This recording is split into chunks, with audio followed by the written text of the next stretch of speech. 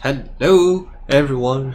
Welcome to a very special episode of Sens. Today we only have two players, but that is not going to stop us. This episode is absolutely 100% optional. You don't need to watch it if you don't want to. It's a bonus game of sorts. Anyways, let's get started. Alexander and Alistair. Uh, you after flying through the air for a little bit inside of the transport pod, you have landed. You have broken through the ground and ended up inside of a cavern where the ground managed to completely halt your fall. You're taking stock of your surroundings, and as the night is falling, preparing to, just set up camp, maybe, and prepare for the future events that may come. And while you are doing this, a strange phenomenon is going to happen. You're all taking care of your own business, but when you turn around, you're going to notice that both Cody and Mitya are standing absolutely still, and they're both in the middle of doing something. Mitya is in the middle of trying to spark a fire for the camp, and Cody is inspecting the landing pod, seeing what can be salvaged from it, and both of them just have completely stopped moving. What do you do? Just checking in. I had written another fact. I don't know if you read it yet, but just checking that first. Yeah, you said you crash landed, right?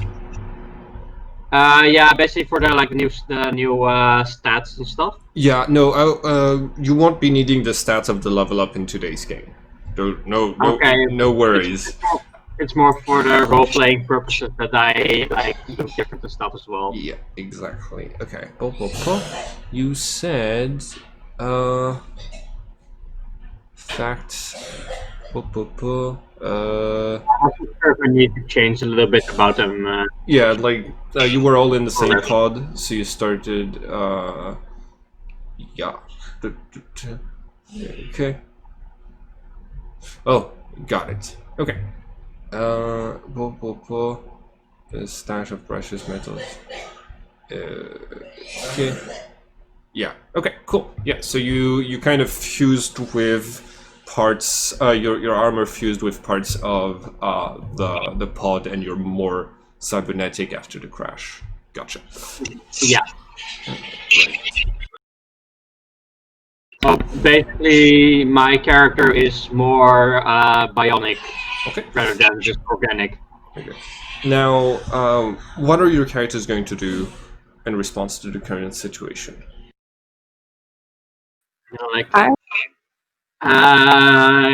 You're moving. And you're moving. They're not. They're supposed to be moving, I think. I put my hand in the air. Can I feel a breeze at all? Is there anything else in the world moving, or is it just our friends that are frozen?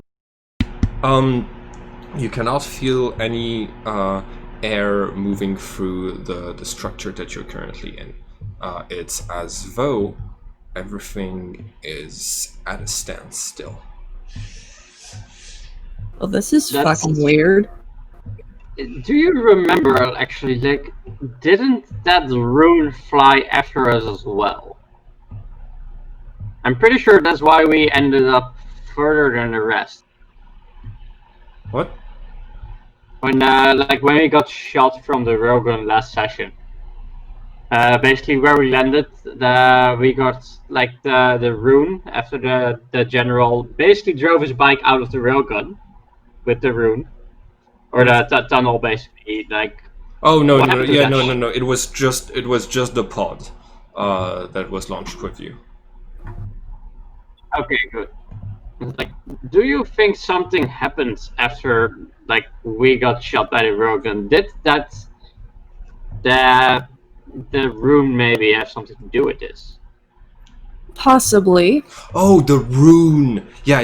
The rune got shot out in front of you. You think it landed nearby, possibly, but you didn't quite see its trajectory. And both of you are while hanging out, you're going to start hearing a strange sound. Oh, did I activate my sound settings? I believe I did not. The strange sound of silence. Okay, give me 1 second. Here, okay, yes, cool. So now it should work. We remember this one. Right, it's lagging, but you basically hear the sound of Classis's strange blue box with police written on top. As it appears in front of you, and Classis is going to poke his head out. His face is different from the last time you've seen him. He's now a white guy with short hair and brown hair and like blue eyes.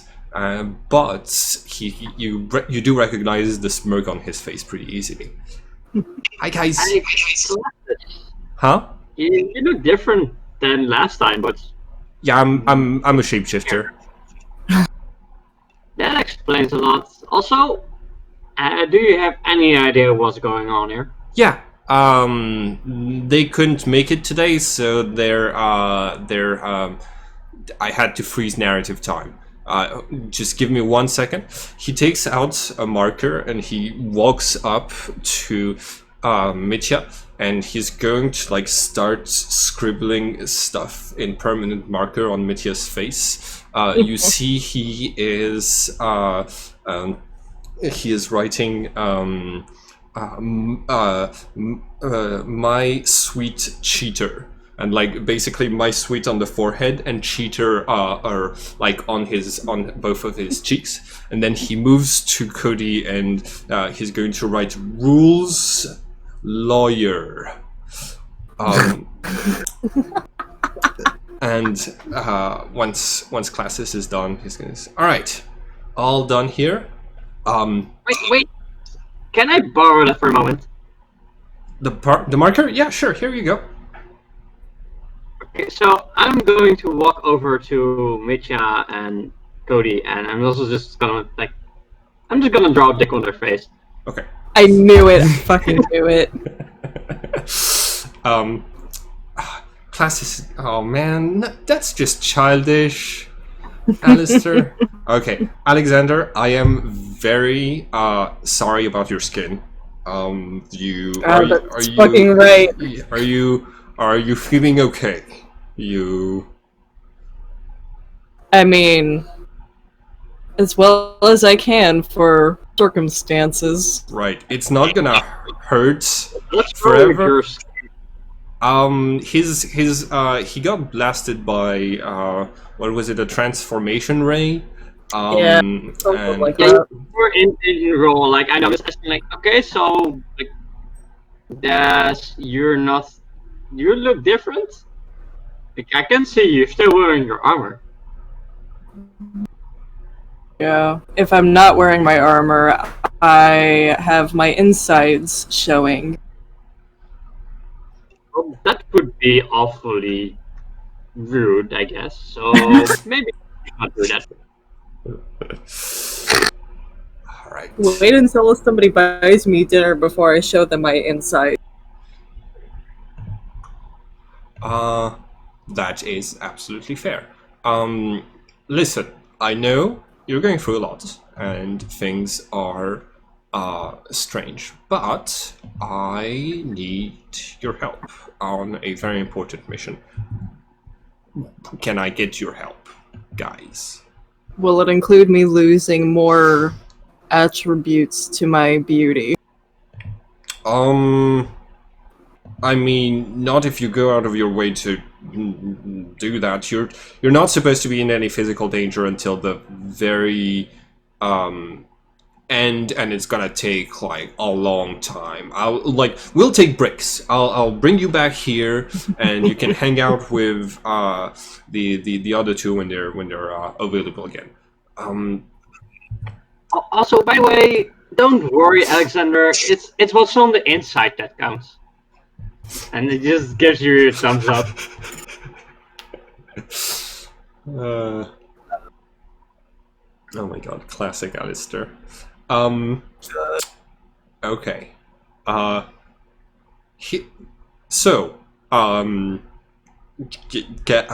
If you would like to help me, please step into my very small police box. And he's going to head inside of there himself. I'm just going to follow him. I'm just going to take a look. Okay. This is what the inside looks like.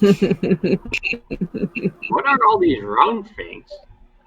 Oh, they're very important. The round things are like, sometimes they're not here, but I just prefer it so much when they are. Like they're they help with, I think, temporal displacement. I am not certain. It's like I haven't gotten this thing to check biomechanic in decades. I'm just gonna walk over to one of them, just like stand there looking at. Alexander, are you coming?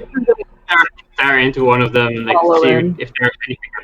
All right. Classis is going to snap his fingers. The door closes, and he says, "Welcome, welcome." Okay, so today's mission is of the utmost importance. I have been given a very important task, and I need to prepare for this task. It is vital that everything go according to plan, and I need some test subjects to make sure that everything is ready as it can be. So you two are my test subjects, and we are going to embark on the preparations for this mission. We're going to run a test, basically, and see if I got everything under control. All right? You guys ready? I guess so. All right. Okay. Drum roll. You see. Classis starts to tap the fingers on the console, and he says, "All right, I have been given the task of being a game master for a group of my friends on a role-playing game that I have not tested out yet, and you guys are going to be my playtesters." This sounds like fun. I like games. Okay, all right. What kind of game is this? Is this the kind with alcohol involved or with bets involved? Okay, so it's an immersive game where you pretend to be a character in this fantasy setting where you'll be playing alien creatures that have senses very different from our own. Okay, I'll explain everything. Just sit down in your chairs, get yourselves in front of this computer, and click the link that is appearing on your screen right now. Do you have anything to drink? Tea. Sorry? Do you have any tea, perhaps, or something else? Tea. Yes. I'll be right back while you're setting up shop. Oh my god. Alistair is just going to walk around and see if there's any loose objects on the table. There is this strange orb-like thing that is kind of loose on the table, but it seems to be like one of the components of of the machine. Yeah. Is there anything else, like, besides the keyboard or anything else that looks interesting? There's multiple doors out of this room, and yeah, things like that. So, let's see. Yeah, and also does not trust the doors. Alistair does not what? He does not trust the doors. Oh, yeah, that is very fair. I would also not trust the doors. So, okay, here we are. Alistair, feel free to click the link as soon as you're ready. Classes is going to press launch game. Classes is going to come back with a tray that has like a teapot and a little bit of tea. He's gonna set it on the console. Like you can see he's setting it on a lever that's slowly tilting, and he's gonna be like, okay, no, wait, this can't tilt because it disactivate the time travel. Okay, here we go. Okay, cool, all good. Switch out the other game thing, right? By the way, Sorry. you switch out of the other game, right? Yes. Alexander is just sitting there thinking to himself, like, dear God, I hope this is a dream. Oh, by the way, if you have the desire to do this, you can always record the session on your Resploid armors, since Alexander, you're going to be wearing your armor the entire time to hide the lack of skin. You can record everything and show everything to the others if they're interested in, you know, what you do on your off time. Get it? It's off time because, okay, whatever. So I have some characters. I have some character sheets for you. So they should be popping up on your screens right now. Alright. And I should be giving access to both of you. Here we go.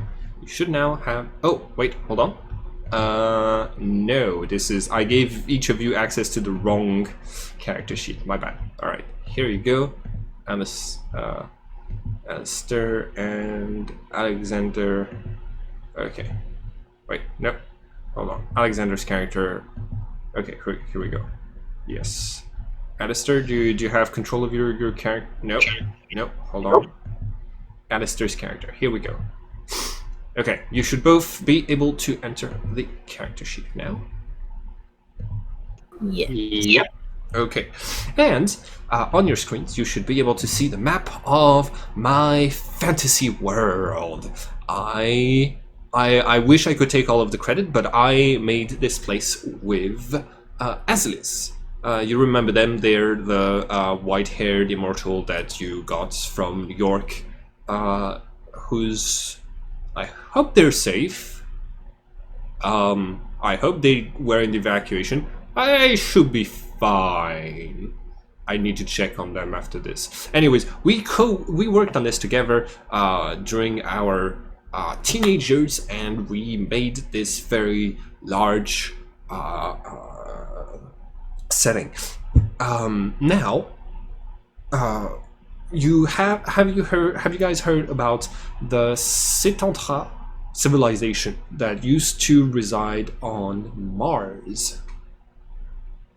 They're the guys who made your armors. They're also the guys who made the runes of gods. They're the aliens whose civilization ended, and then we came along, found those artifacts, and started messing everything up. I think I may have remembered something about that. Right. It's a little bit vague, but it's okay. That's perfectly understandable. The intro cinematic was weeks ago. Okay, so just so this is what we are going to be playing as. Okay, first off, you have to understand this is a difficult endeavor. the beauty, the absolute beauty and strangeness of the world of Myriad is something that language cannot fully capture. No matter how hard we try with our words, we won't be able to express exactly how it was, because they had senses that were different from our own. They didn't have the sense of smell, they didn't have the sense of taste, and sight was not their primary sense. So this means things will be different in the descriptions, and you have to understand that something is always lost in translation when it comes to this setting. So now that that is clarified, Myriad is a world where every single object, every gust of wind, every shadow, everything is sentient. Everything has its own spirit, if you will. Everything has its own name and the ability to communicate with everything else that is near it. Inside of this place, everyone has elemental emotions. So rock will have earth emotions, a gust of wind will have air emotions, and some creatures, like for example a lava fiend, would have both fire and rock. After a long time, there existed creatures called the Sitantra, which were the only species who had all 6 elements: fire, earth, air, water, light, and shadow. So, those were basically, since they could eat everything, they could feed on everything, and these are the creatures you're going to be playing. They are creatures that have 2 sets of eyes, and one of which sees just like our eyes do, and the other set of eyes sees illusions in the shadows. Your characters are going to be unable to see anything that is in darkness, and instead you will vividly hallucinate that there is something inside of the darkness. The said illusion is basically left up to you guys. The other sense, and that's the sense of the Alvea. It's the sense of shadow sight. The other sense is the sense of the Laius.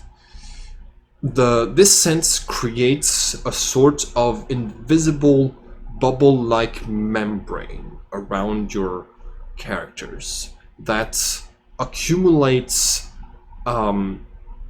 emotional, what's it called?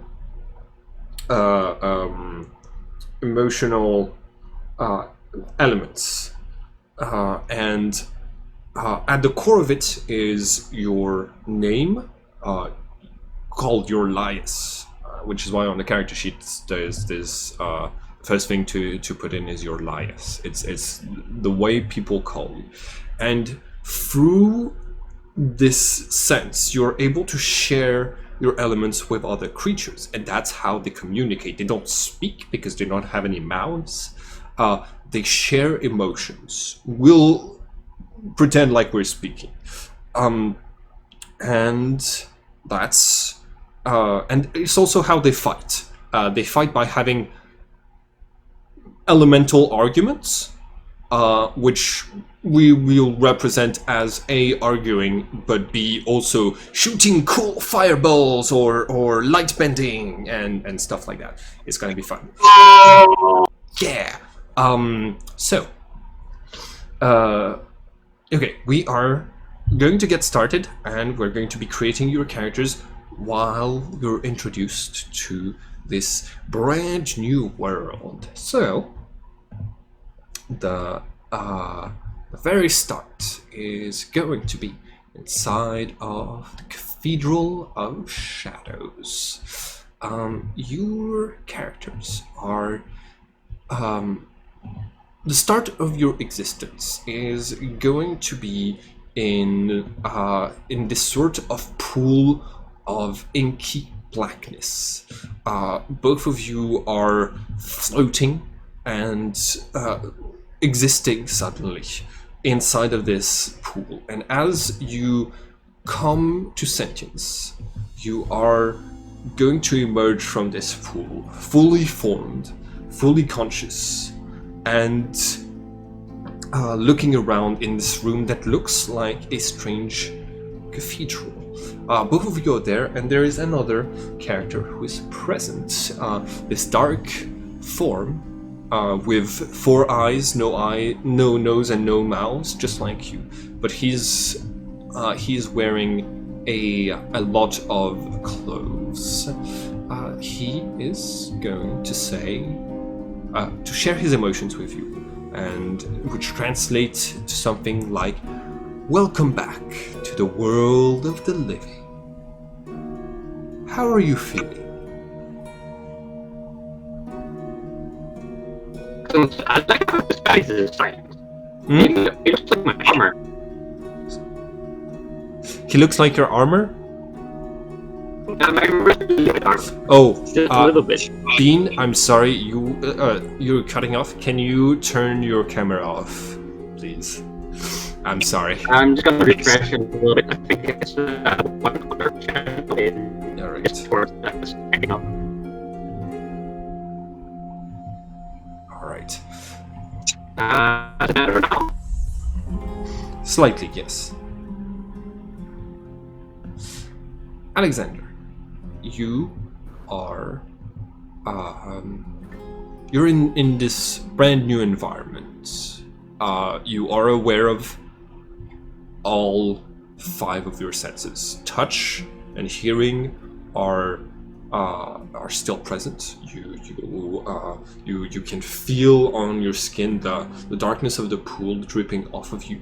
You can hear the droplets. The sight informs you of your surroundings and of the light, and your Alvea informs you of things lurking in the dark corners of the room.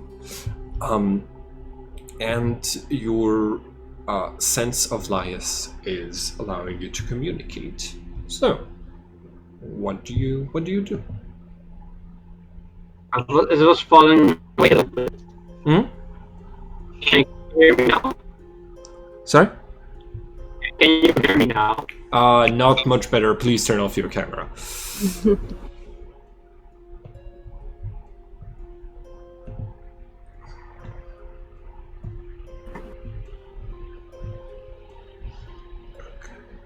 Alright. Can you try saying something? I'm just reloading like roll 20 completely again. Yeah.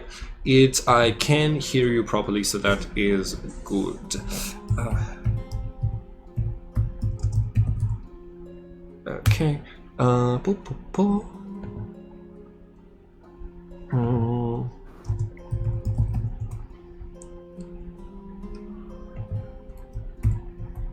Okay, and here we go. I'm just looking for. Oh my god.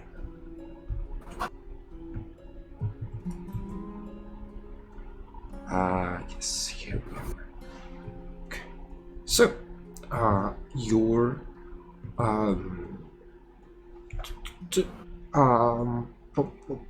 okay, here we go. So, welcome back to the world of the living. Are you sure you're feeling all right? You haven't communicated with me just yet. Suppose I am figuring things out in this form. Good. I am mostly just lagging. It's understandable. You've just gone through a strange experience. Our process to bring people back from the dead is not. It's still a little bit finicky. Do you remember what you were called? Do you remember your Elias? Just sort of greenish people. Hmm? Wanted to stand up and like stare. You're okay. With your sense of, the sense that you're using to communicate with me, you can turn it inwards inside of your own tier, your own essence. Inside of your essence, you will see stratus of emotions, and at the core of yourself is the bond you have with your name, with your lias. If you're able to connect to it, you will remember it. Try to remember what you are called. It can be anything. It can be an adjective. It can be a strange name. It can be anything. It could be anything for the two of you. Wasn't there like some kind of peanut called Waldorf? I'm going to go with that.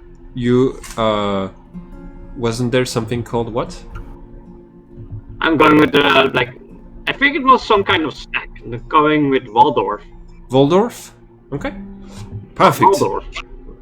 Perfect. You're already remembering your name, your lies. That's very good. What about you?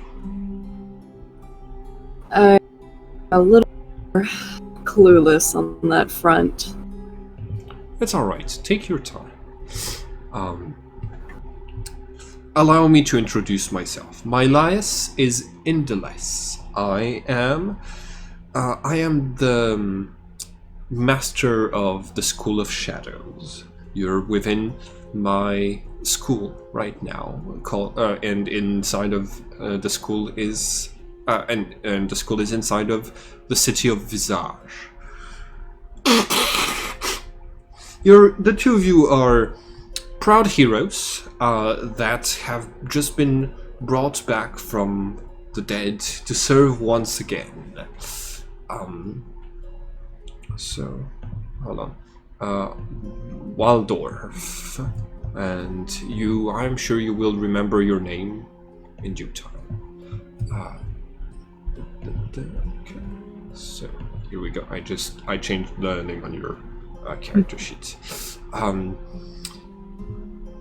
If you're having trouble, it's perfectly normal. Take your time to adjust to your surroundings and feel free to ask me any questions. Oh, also, yes, I did introduce myself as the Master of the School of Shadow. My official title is Evil Vizier Indeles.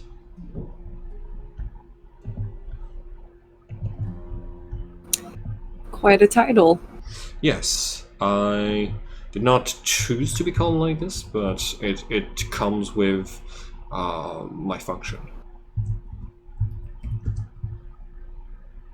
Oh, keep that in mind. All right. Just, okay, so Waldorf is just going to wander around and see if there's anything he can do. He's just waving his arms around and seeing if anything happens. You are moving air a little bit. You're able to touch the stone work of the cathedral, the statues. You're able to sense the heat, the emotional heat of the flame elementals that are lighting this place. Okay, so hold on. I'm gonna give you control over. Oh yeah, here you go. You've got control over your character. Now, Waldorf, while your companion is focusing on remembering their what they're called, do you remember which one of the schools of which one of the elemental schools you're a part of? This is determined usually by the style of argumentation that you prefer to use in combat and discussions. The School of Light likes to present facts and argue based on a place of knowledge. The School of Shadow, my own, likes to make people doubt and ask questions that instills fear or strangeness and makes the enemies give up. The School of Fire is based on raw, pure emotions, usually rage, and they yell at their opponents until they are defeated. The School of Water are skilled diplomats. Ooh, I can yell people to death. Yes, if you. I'm gonna go with that. All right. So I believe that you're remembering you're a part of the School of Fire. That is perfect. Please. Okay. So by the way, it's an elemental school on your character sheet. You can just write School of Fire. And the last two schools, what are they called? The School of Earth is very defensive. They are able to stand their ground on any position that they have, and they're very hard to convince to change their minds. And the School of Air is very elusive. If your tactics in an argument is just to avoid difficult arguments you cannot deal with and to focus on what you are able to use efficiently, then the School of Air is more fitting for you. Do you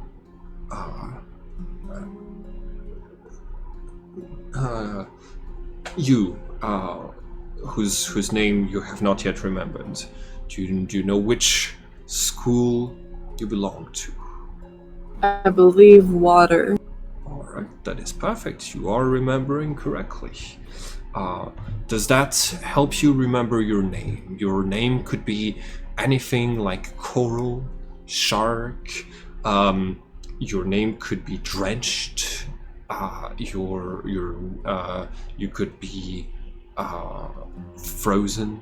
There's lots of different aliases that you might have gone by in your previous life. You just need to remember it. How about...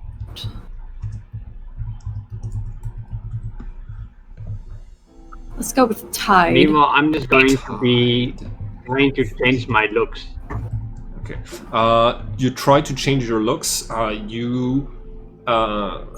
You're focusing. You're focusing while watching one of the glass windows in the room that don't allow you to see beyond it, but that do allow you to see your reflection. In this instance, it means you, like while you're focusing, you are actually unable to change your appearance. You're stuck looking like this person with like two sets of eyes. Of course, you are. If you find an image that corresponds to this, you can upload it on your character sheet, and it will. Yeah, I'll go like for role-playing purposes if I could adjust my looks. Oh yeah.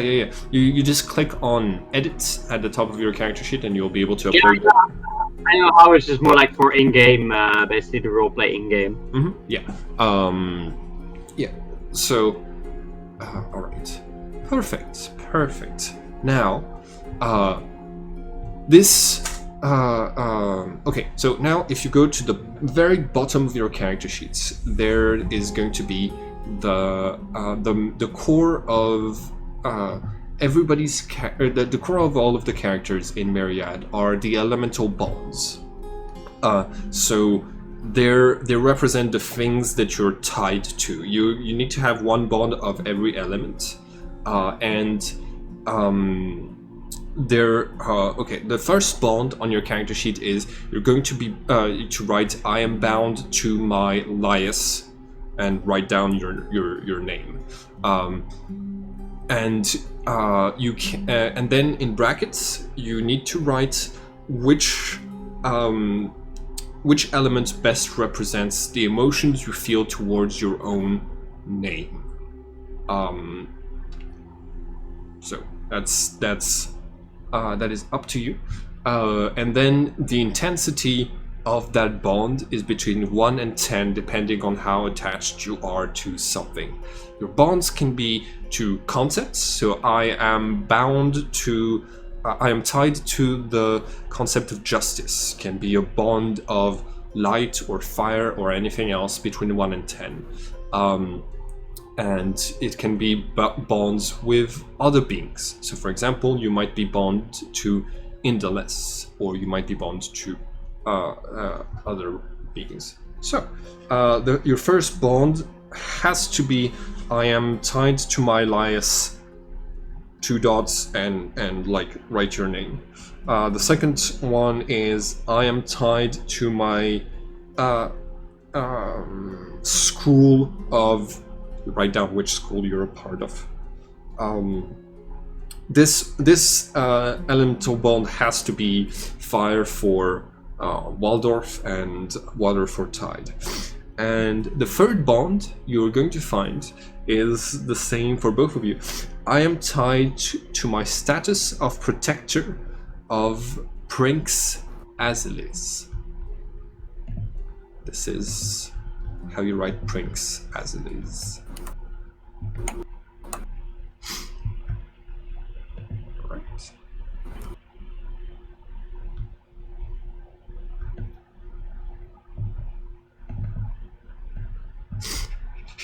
I'm just going to say, I think my name is not actually Waldorf. Ah. Can you are you remembering something more significant? It could be Waldorf is the name of your friend. So, I did want to give you time to realize that you might not have been fully right, but you are remembering. What is your Lias?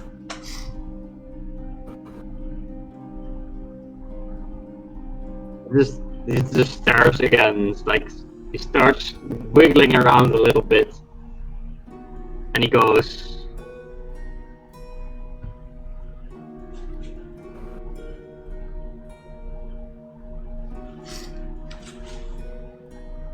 "My name is Darius." Darius? Then you slowly see his appearance change as well. Alright. Darius sounds good. Okay. And yeah. Right. So, now we are because the bonds are essential parts of our identity. The people and the concepts we have formed bonds with are an intrinsic part of who we are. Every single being around you, every fire that is lighting this place, every shadow, every stone of the Cathedral of Shadows has ties to other creatures with which they've communicated. So you definitely have more than those 3 ties that we've listed. Oh, that's one of the ones I found. I do have this one as one of the images for creatures. Nice. I had planned on that being a shadow, one of the scholars of shadow, but it is absolutely it is absolutely fine with me. That you look very different. Can you see like Alexander? Can you see Darius's? Yeah, good. All right. So,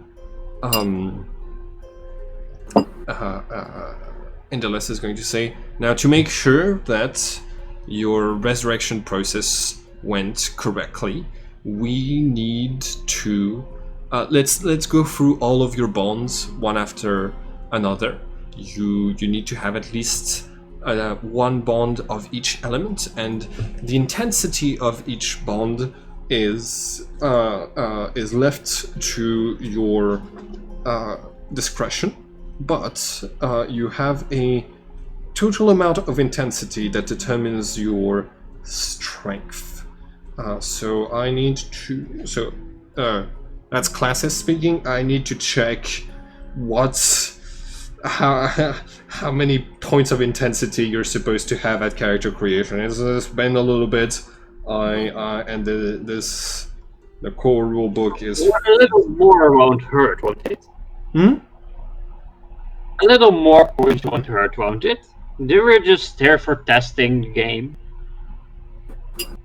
Yes, you are here for testing the game. Why do you ask?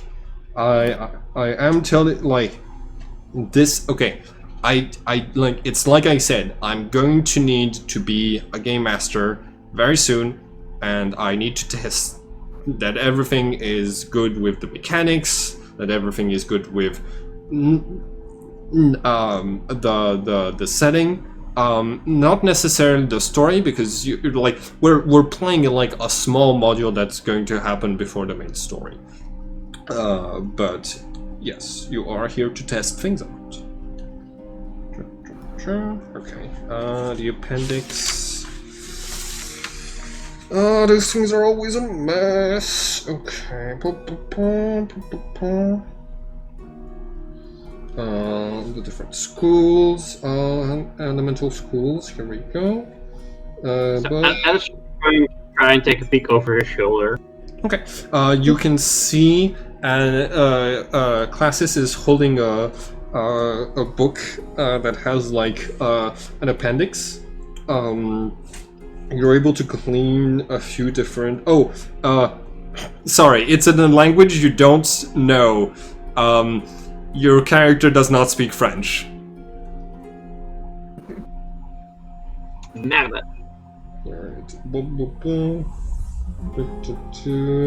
Here we go. Right. So you can start writing your bonds. Indolus is going to say, maybe one of the next bonds that you ought to remember is the bond you have with your weapon. Each member of each Citantra who belongs to one of the elemental schools is offered a weapon that is a companion which stays with you at all times and helps you fight. This thing has the same main elements as you do, and you should be able to remember that bond and their lies pretty soon. Here we go. Alice just goes like, oh, can I be blue just for reference purposes because I'm a fighter element? You want to be blue as in your skin color? No, just my gear and stuff. For reference, if someone expects a fighter element, they expect red, right? Yeah. In general, yes. You can definitely be misleading and have the colors associated with your character be blue instead. So that's for sure. But you're gonna get your equipment as soon as you leave this room. But right now we need to determine exactly like what that equipment is. So it can the weapon given to you by your school can be in any shape. It can be in the shape of an actual weapon, armor, or even that of an animal companion. They're sentient and they love you, and they hang out with you and help you fight the good fight. If you need a little bit of time to try to remember those, I can make some suggestions. Give me How do we use our attacks in general in this game? your attacks. How do we attack in general? Do we You roll with the elements that you're currently using. So you could so if you're using fire to attack, which is going to be your strongest element probably, you are hold on, give me 1 second. If you use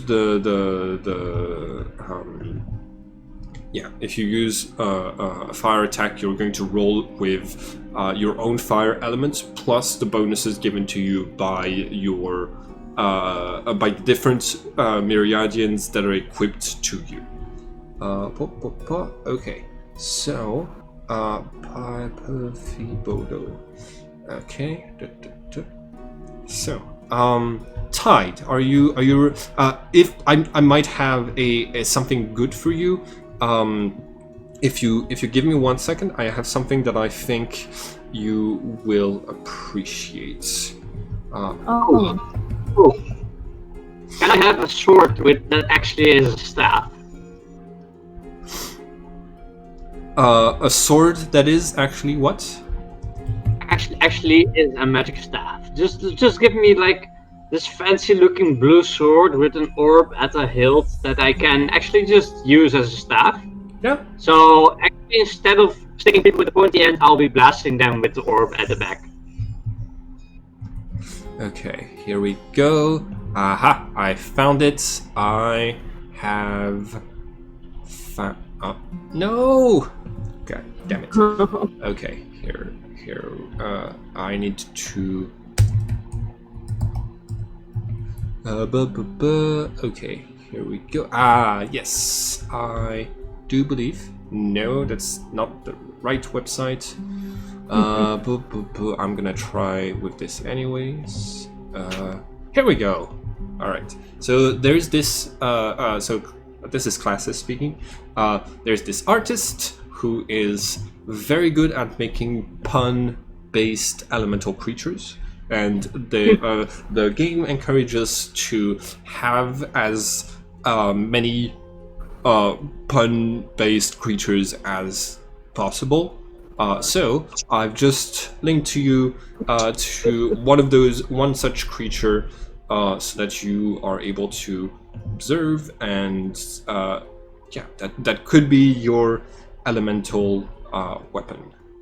Shoot. Did you see it, Alexander? yes, and it is Cute. so much better than what I had in mind. All right. So yeah, grab a pen and start to do something. on DeviantArt, this artist is known as Cryptid Creations. So here is the link, and if you want, you can also use this for reference.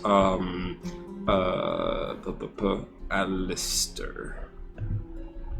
Yeah, I'm looking something else up meanwhile. I'm actually looking up like sword designs that I can use. Yeah, this is a fantasy realm where everything is possible.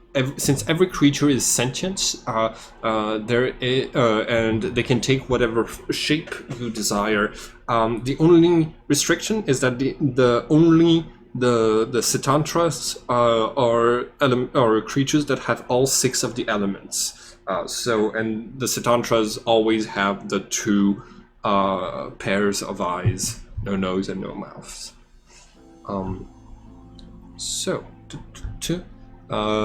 Once you get the okay.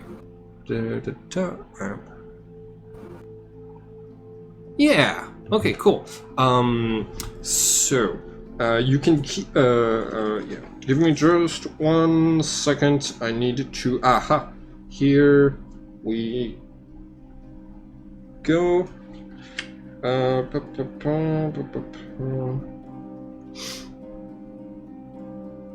Okay. Actually, know this creator as well. I think.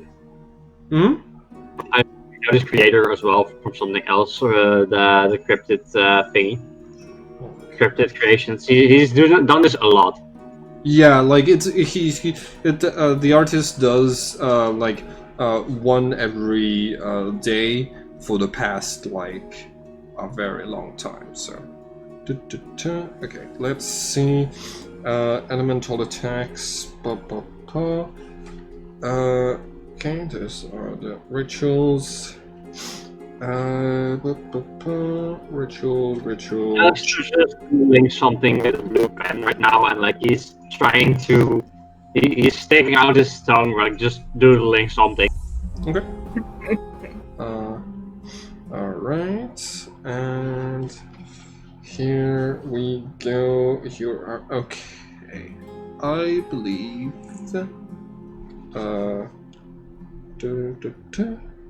Okay. Artifacts, runes, weapons. Okay.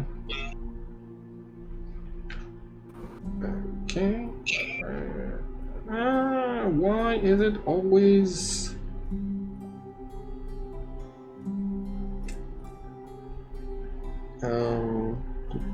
Sorry about this, everyone. This book is a mess in general.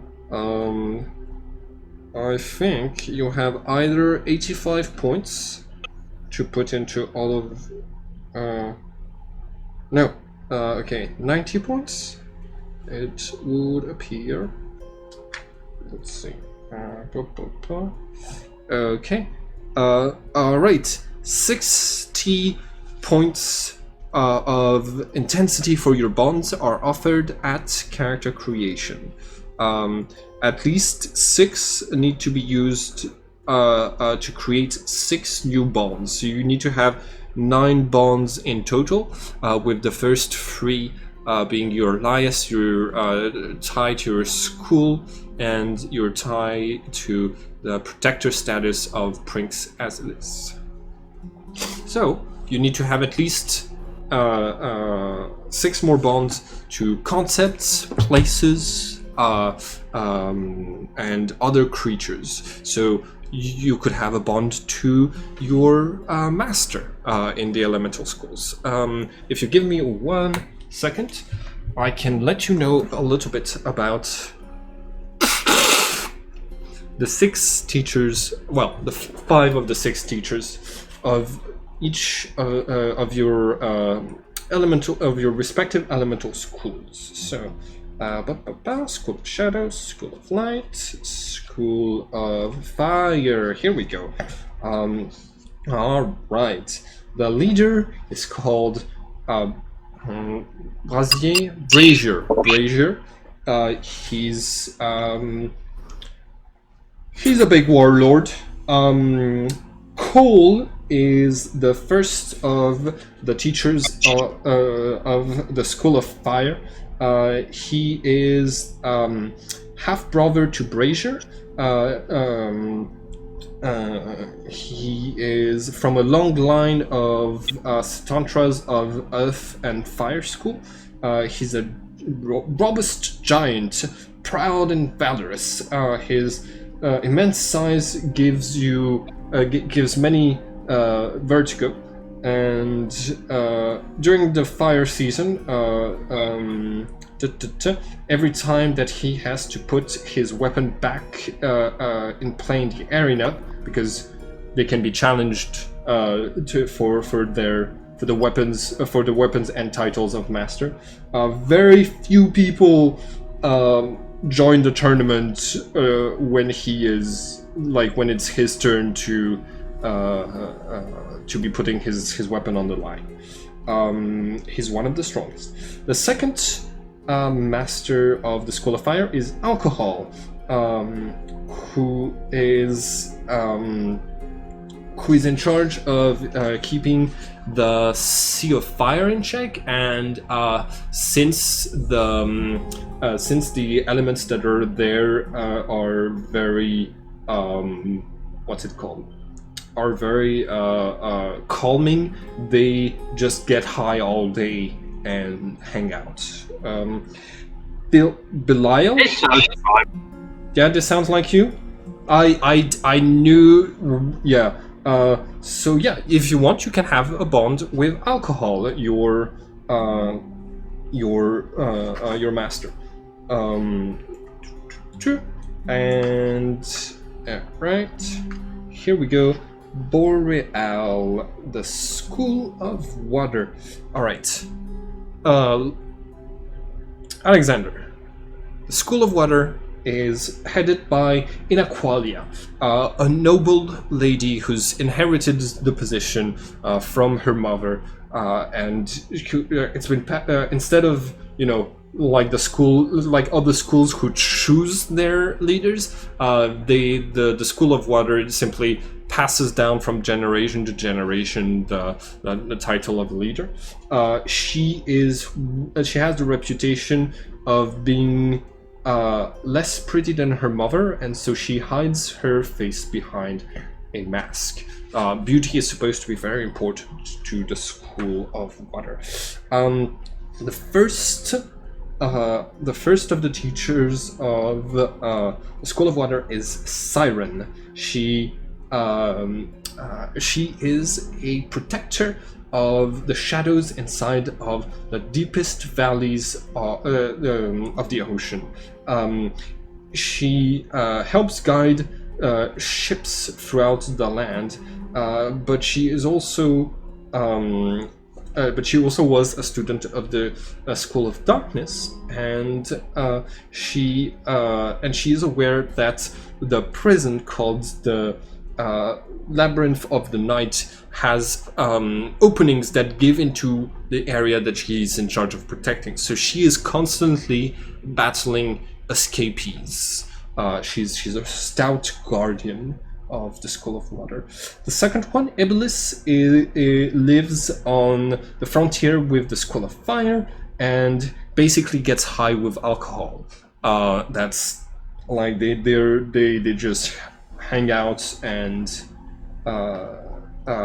consume the plant creatures that live there to get high.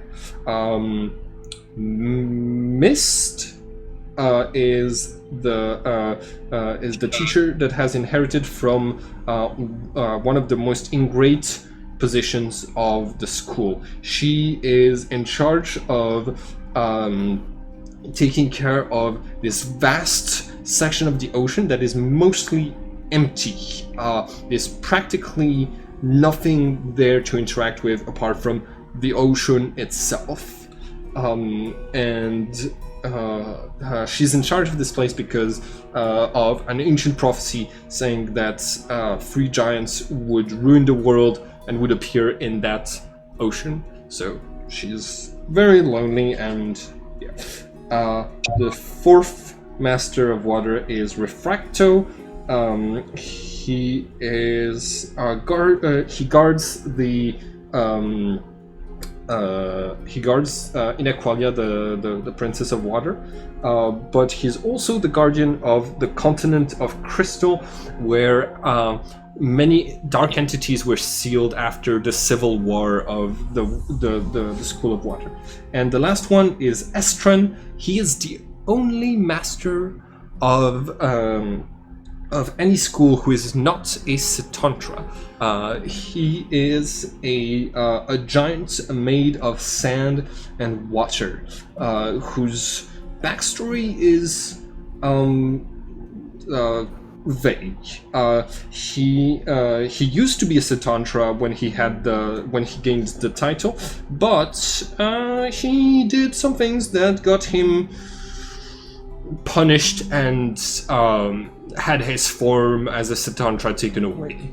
And now he guards beaches. Do any of those 5 sound like they would be your master? Aqualia, most likely. Okay, yeah, you can be a student to the head of the school herself. So write down your tie with the Inequalia, the leader of your school. So, by the way, all of your elemental bonds, the intensity that you have in each bonds adds up. So if you have like 3 bonds with fire at 10, the highest intensity that they can be at, your fire score at the top of your character sheet will be 30. Okay, so like you add up all of the bonds that you have in a single element, and the score is going to be the score that you have as that element. And I think you have 60 points to put in everything. Yeah. Oh, you might actually have just a little bit more than that, because I am now remembering. Alright.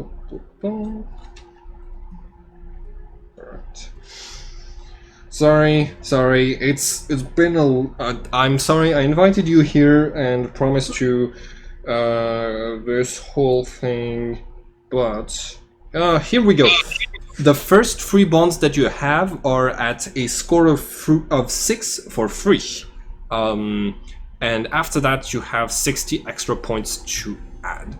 So, Alexander, for example, right now you're tied to your status of protector of Prince Azilis would automatically be at 6 instead of 4. And then the rest you just add on top of those like 18 points, you add the 60 points that you get for character creation. Now I remember. All right. Cool. All right. So an example of bonds you could have is I am attached to the concept of change. I am attached to my own strength. I am attached to the disappearance of my enemy. I am attached to keep my calm in any situation. I am attached the kind of like personality traits. I am attached to my wildest desires. I am attached to my hatred of ignorance. I am attached to Pulsar, my friend. I am attached to the Cathedral of Shadows, like the place you're in. Right, and feel free to make up new creatures and new places. Oh, look! I finished my drawing of my sword. Oh, nice. Where did you? Okay, cool.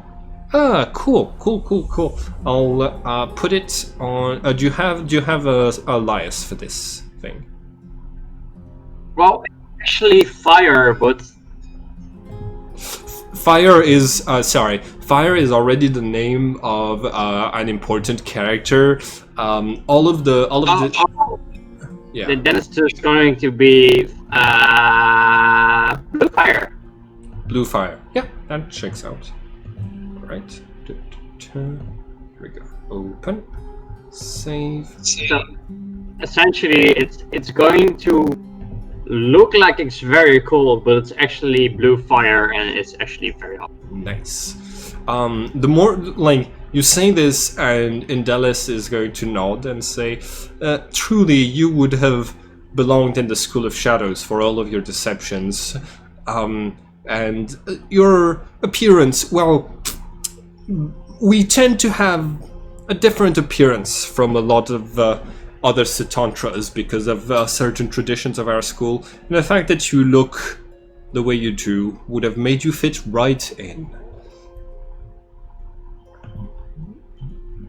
Why, thank you.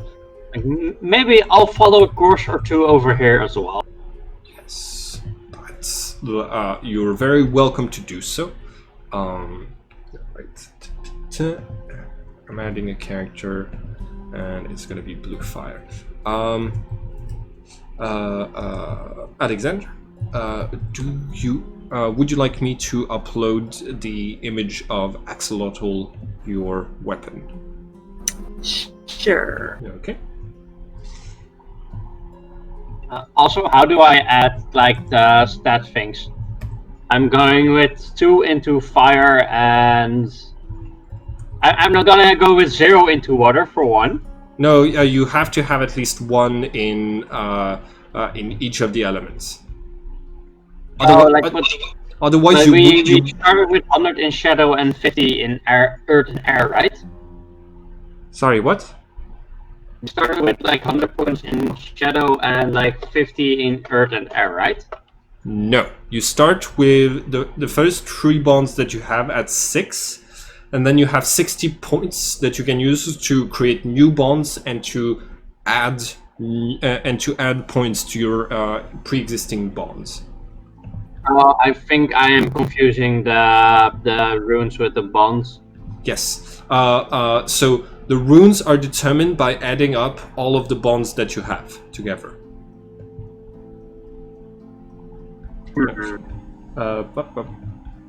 Okay. And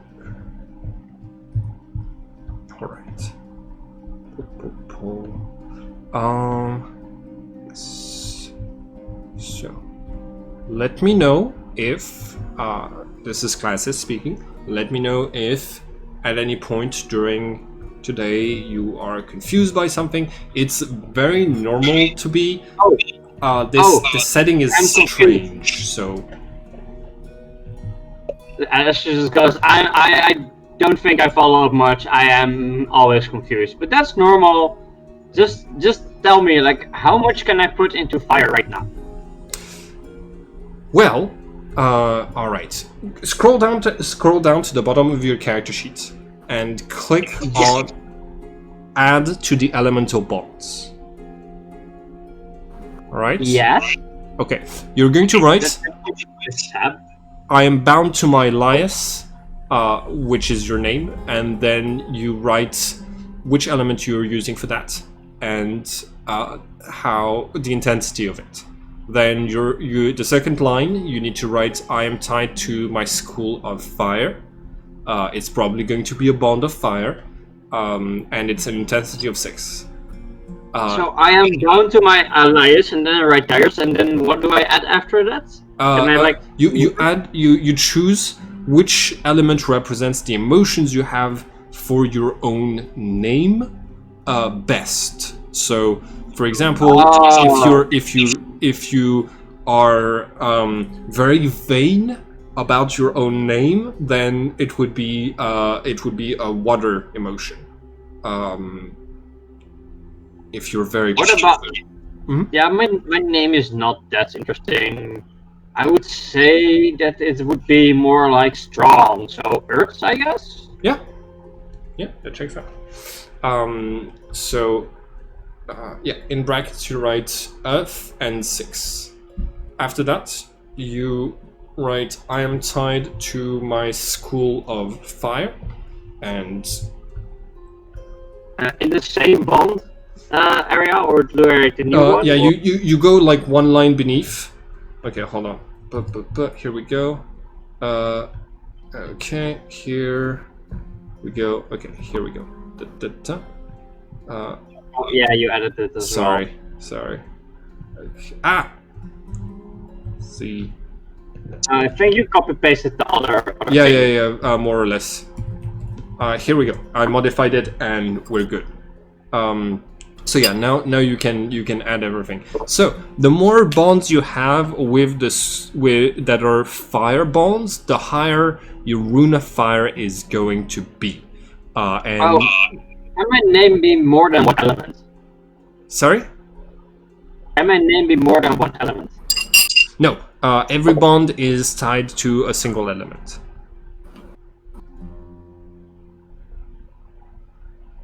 So what's with the protector status of Prince Azalis? That's a mandatory bond that you have when you return to when you return to life. You can ask Indoless, and Indoless will answer. The two of you are legendary warriors, and you, despite having died in battle, you're needed still to help the prince. Currently, there is one leader of our entire planet. Their name is Prince Azalis. They are the son of. They are the child of our only instance of having a god. This god's name was Sitantra, and his name he gave his name to our species. We are the people of Sitantra. We are the Sitantras. So his. What does this protector status give? Does this give like an elemental bond or some specific bond? It needs to be an elemental bond with an intensity of 6 at least. But it can be any element you like. And you are to be the protectors of Prince Azalis. You are to return to your post as protectors of Prince Azalis. Your task is to not only protect them, but also to go on missions for them, to serve them as best as you can. You're their trusted agents. Sounds interesting. Like, how many bonds are we supposed to add again? At least you're supposed to have at least 6 more bonds. You have 60 points. In total, you're supposed to have at least 9 bonds, and then at least one for each element, and you're going to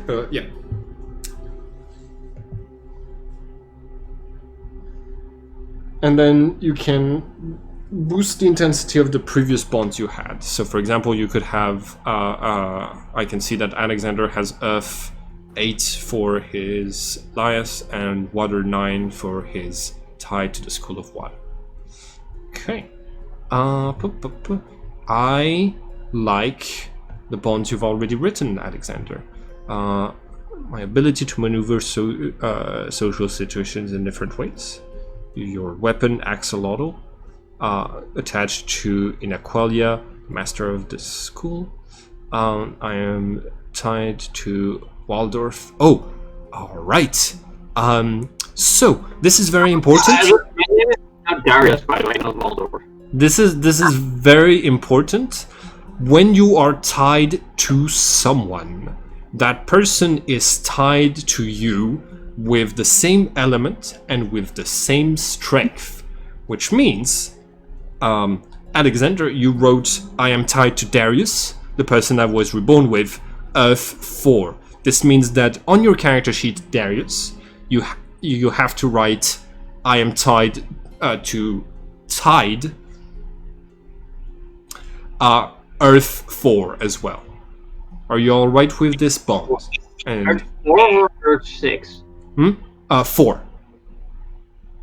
You said they were 4. They were like 6, right? The bonds. Yes. I'm just saying the intensity of that bond. Are you okay with? Oh, hold on. I'm gonna paste it on your. Nope. Sorry. Sorry. I'm gonna paste it on your character sheet, and I'm gonna change it to tied. Do you like the intensity and the elements that represent your relationship? But like, are they water element? Does it mean I get a water bonus, or is it earth? Are they also? Okay, I don't understand. Tide is a member of the School of Water. But I get an earth bonus, right?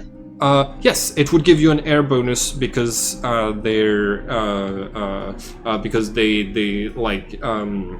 Alexander chose that the elements that represent your relationship best so far is Earth. That fine with you? Yeah, it's fine. But like, is that intensity 6 or 4?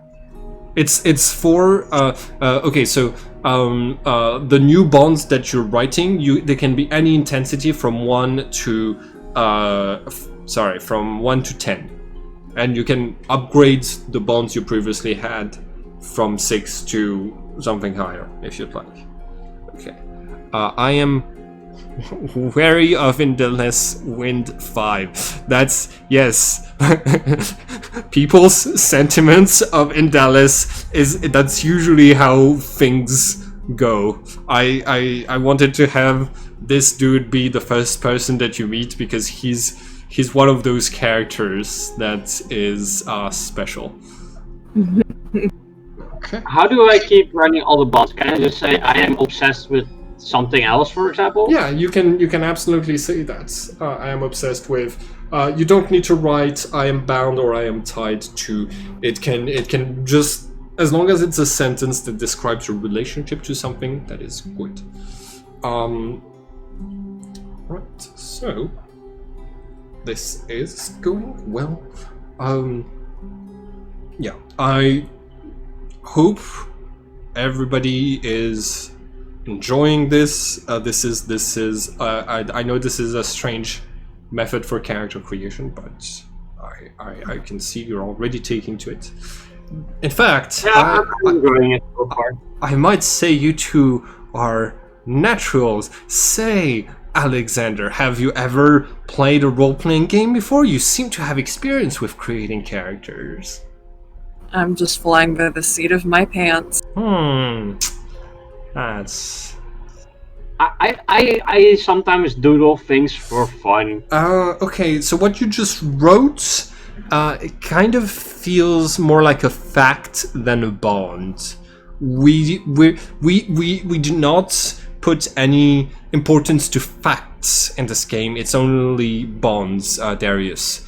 So you could be, you could be, like player potion.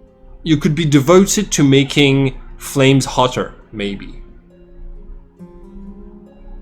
That sounds right my way. All right, so please rewrite it.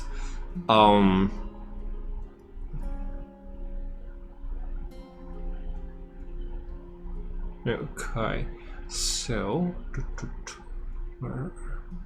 now, Tide, you have to remember there's also the elements of shadow and light.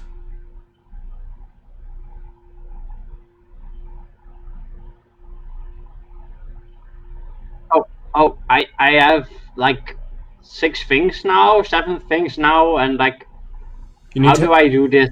Like the numbers thingy? Yeah, I'm very bad with you need to have 9, and your total intensity needs to add up to 78. 78, okay. 78 total, yeah. Indolus is going to say you are both doing very well. The resurrection process takes a little bit of time. If you would like, I could jog your memory of our proud history, the proud history of our race, and this might give you some more clues to piece together your tier, all of the elemental bonds that you have. Would you like to listen to my tale? Sure. All right. Sure, I'll keep doodling on my character sheet meanwhile. Go ahead.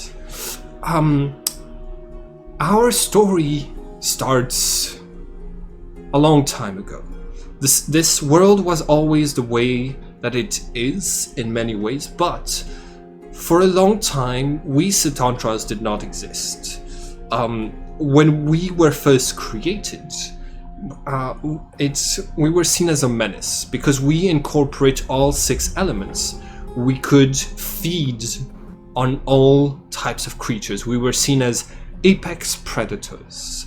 So naturally, the rest of the world rejected us, and we were banished to a dormant volcano called Mogosh, which is now the capital of our empire. And for many cycles, we resided there until one day, one entity was born. His Laius was Citantra, and he was called by everyone Citantra the Broken. He was infirm. His eyes were blind, his ears were deaf, and he could not sense with the sense of touch. All he had was his sense of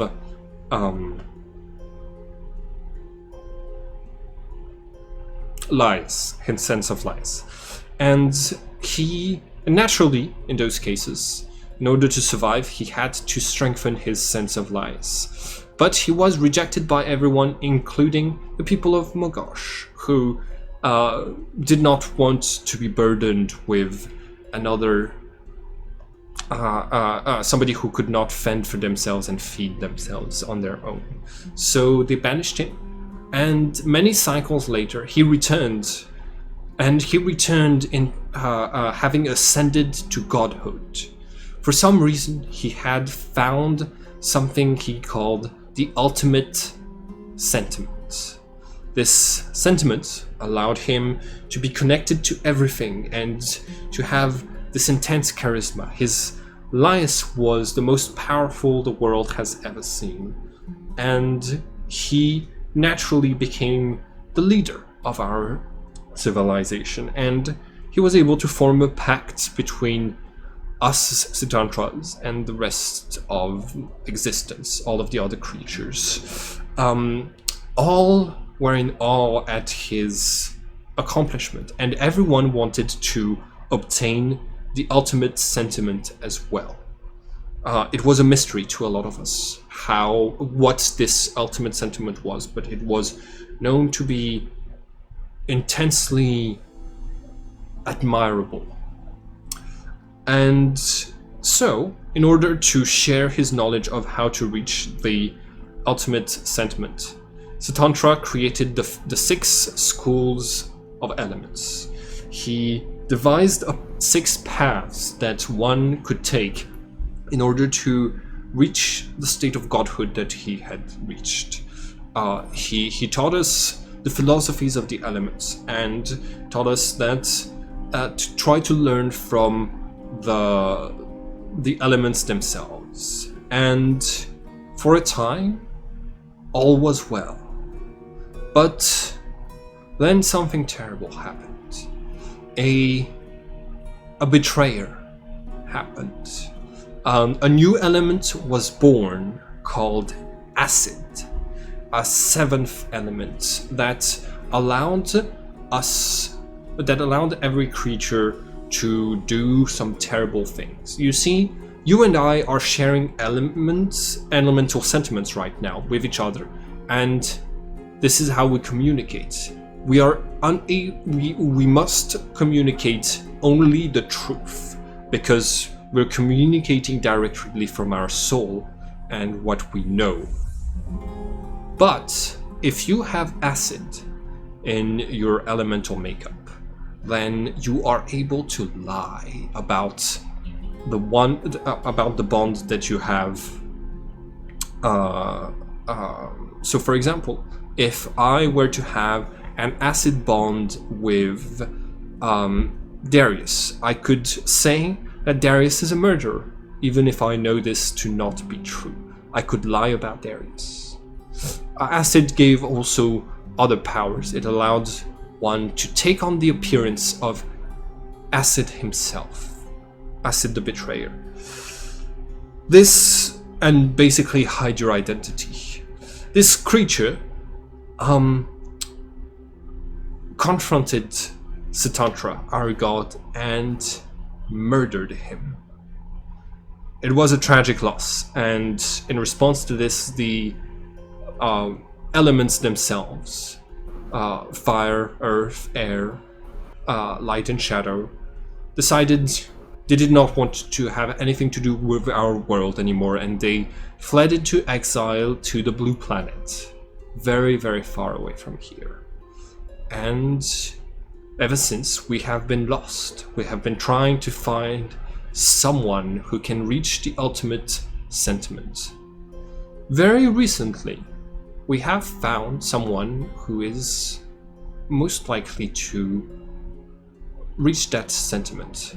It is Prince Azulis.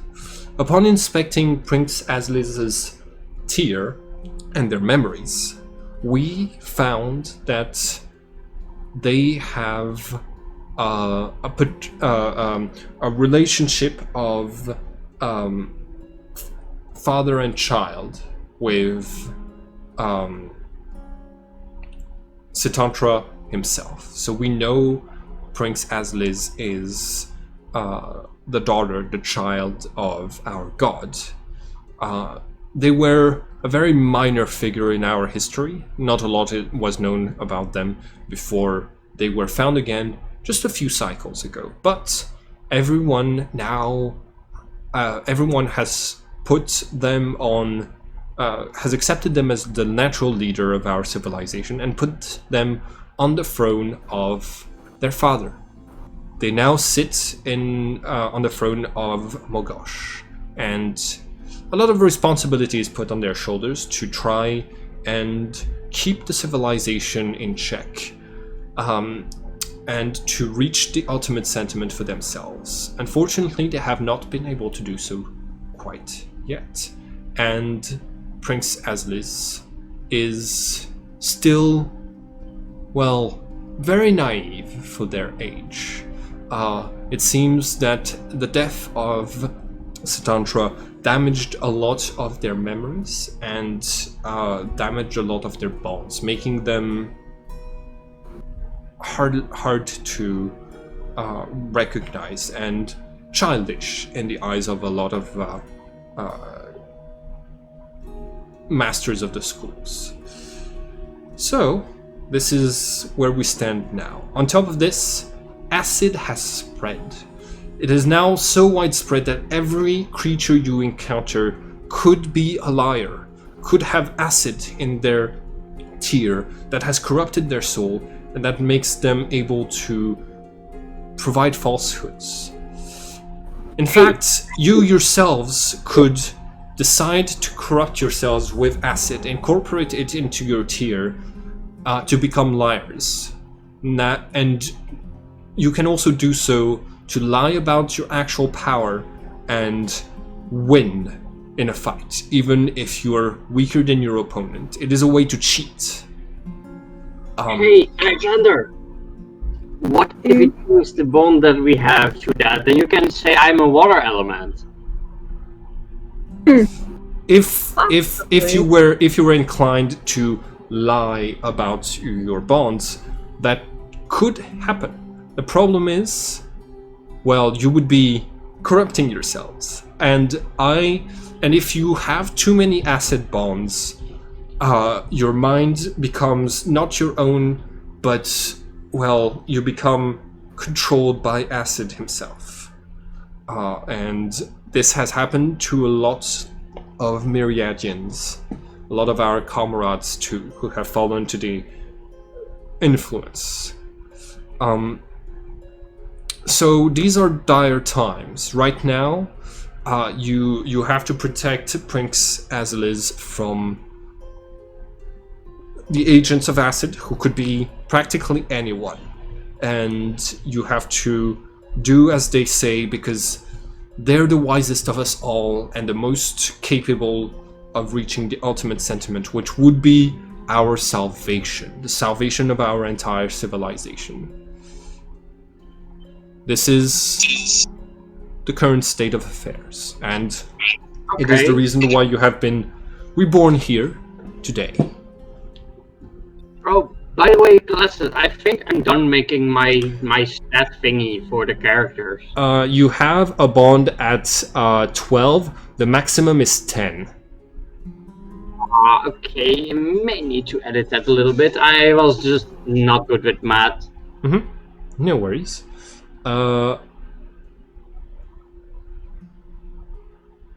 Okay, hold on. One of your bonds is I am devoted to showing the majesty of my fire's brightness. You need. I think you're missing a word here.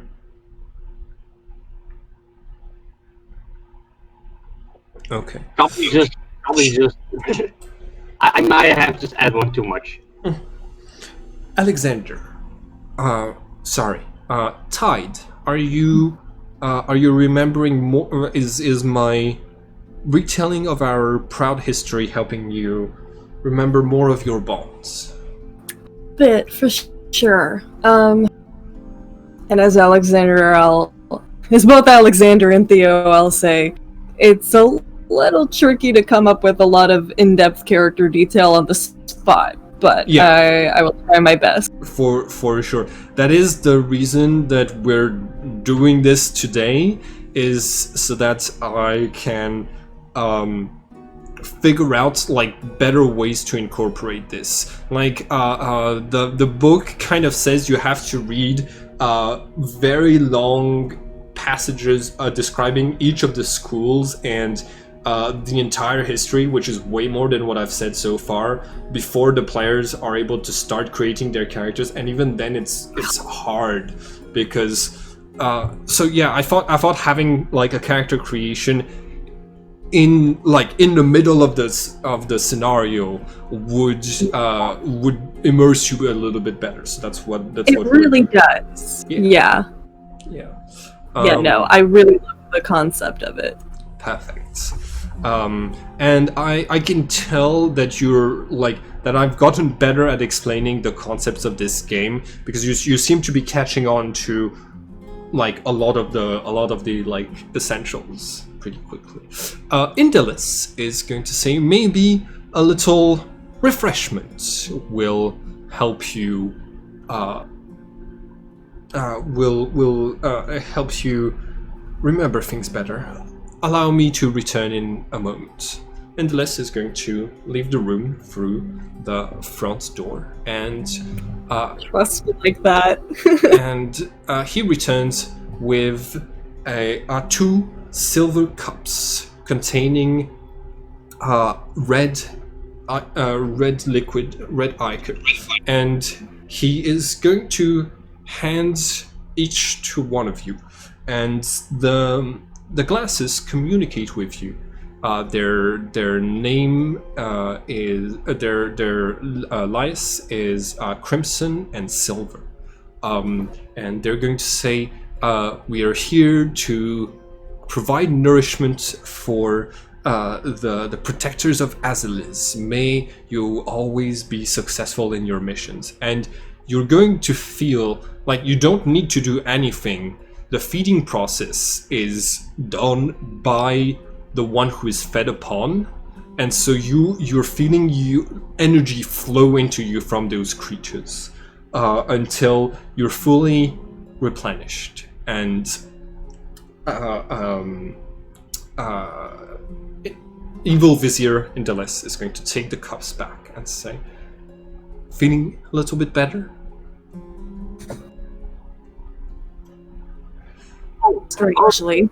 My character's just gonna proceed to stare at him even more. Right. Now, what you've just experienced is you've had our life force called Radiance restored to you. Radiance is in everything that exists most of the time, and it is both the magical power that fuels our rituals and our life force. Right now, crimson and silver in my hands have depleted all of their radiance, and so in this state they cannot make any active decision, and they can be ordered to do anything by anyone. Crimson, return to an alcove of darkness, rest and recover your radiance. And you can see the cup is simply going to float away and following the orders without saying anything. And with the other cup, Indelis is going to present it and say, "In this state where you have no radiance, you're also vulnerable to shattering. And when this happens, well, it is essentially the end of your existence until you are resurrected in a place like this. This is what happened to both of you, and I am going to try to teach you this lesson so that it never happens again. I really wish for Prince Azelis to be safe, and for that you must be competent, and to be competent you must avoid getting shattered. So this is what happens when any creature gets shattered. You see Indelis focuses on the cup in his hand, and the shadows of the room start to coalesce and merge into this sort of like black spear that is going to strike at the cup and basically like make it splinter into multiple different objects. You're gonna have this strange little statue made of red and two coins of silver fall to the ground, each of them with a different name. And Indelis is going to say, if you are to be shattered, your bonds will be scattered between different entities. Your memories will be separated, and each entity will go on to have their own lives and their own existence. The way that you are, the way that you exist will no longer be, and some of your bonds will have their energy transferred for each of the individuals that is made out of you to create their own name, their own lias. This means that this is essentially death, but it is also birth for new entities. Those creatures that you see can grow to have more and more elements, and eventually to become Setantras like us. This is the way of life amongst our people.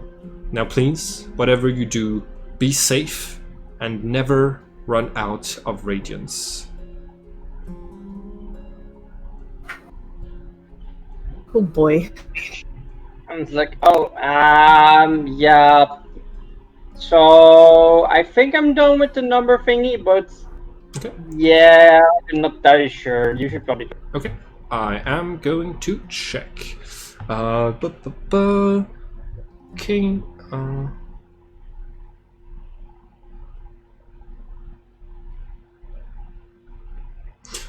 Can you change the last one to I am tied to I am tied to changing fire's colors, or yeah, Or something like I am. Yeah, In I am interested in changing fire's colors. Okay. So 16 24. Yes, 24 30 34 44 44 54 64 and 68. I think you're missing 10 points. I need to check again. 16 24 30 34 44 54 64 74 78. No, you're good. You are all good. Okay, so you do not have a lot of bonds with other creatures, but that's perfect, because then it means you can develop those bonds yourself throughout the course of the story. Right now you have a strong personality. Yeah, I should focus on that intentionally. I mean, it's less hassle than just keeping track of everybody else. Yeah. So now, what you're going to do is you're going to add up all of your fire bonds. So you have 10, 8, 20, so that's 18, 28. So you have a score of 28 in your fire room at the top of your character sheet. Does that make sense? Yeah, I'll leave the math to you, Glasses. Wait, hold on. Oh. Yeah, okay. 8.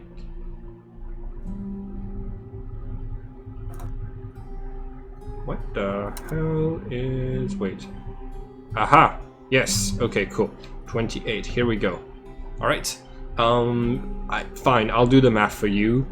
Earth, 10... Yeah, Earth is 10. Okay. Shadow is 6.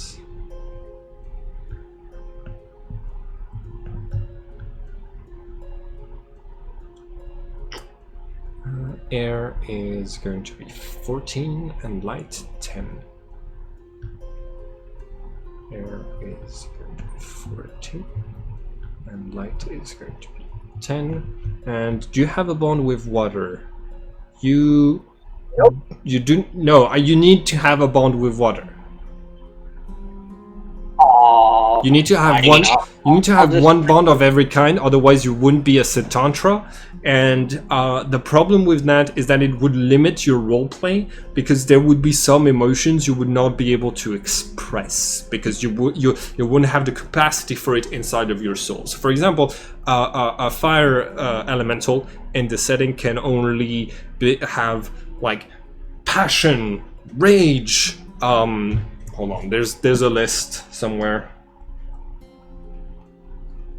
Alright, I'll just change the last one on my sheet to have like 4 water. Or wait, can I change the bond with tide to water instead? The bond with what? With tide. If Tide is okay with that, Tide. Sorry, say it one more time. I spaced out. I'm not entirely sure. I can change one on my sheet, but like the bond I have with you is like Earth 4, and you are like a water elemental, right? Well, not elemental, but A Satan of water, yeah. yeah. I did Earth for that because I feel like the foundation between us is pretty solid in the way that like Earth is very much for like standing up for things you feel about. I just like figured because your main elemental is water, then in my sheet it should be water. Yeah, but like it has to stay the same element in both cases. Okay, then I'll just change the last one on my sheet. And just change the fire color with water or something. Okay, which means you have 10 in air and 4 in water. Right. Here we go. All right. I do believe your character sheet is ready. It also means that you have 7 radiance out of 7. Okay. All right. So you are, you're ready. Tide. Mm-hmm. Let's see. You have a lot of bonds. Do you want me to calculate how much they add up to right now? Yes, please. My brain is not in a good math place. No worries. 23, 30, 38, 44, 48, 53, 60, 68, 71. So you have 7 points left. Okay.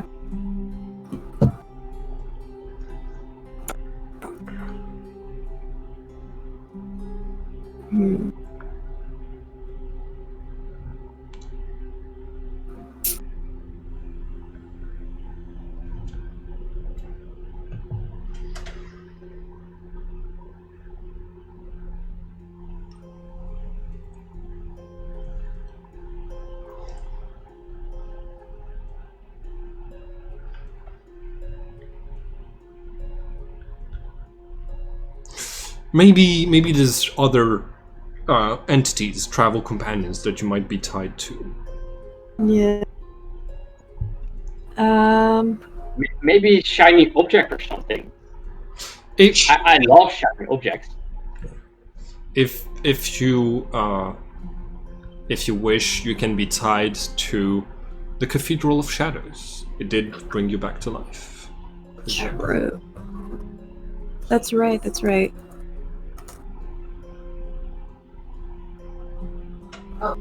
I am just going to change that on my sheet from the character to the location as well. How's that look? All right. Yes. How much did I say? I think 7. Okay. I think you are correct. Okay. You have one of every type tied to the Cathedral of Shadow. Cool. Okay. So right now your Earth is 8, 12.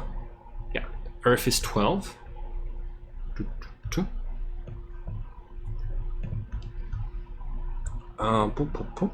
Water is 9, 17, 17 and 6, 23, 23 and 3, 26 in water.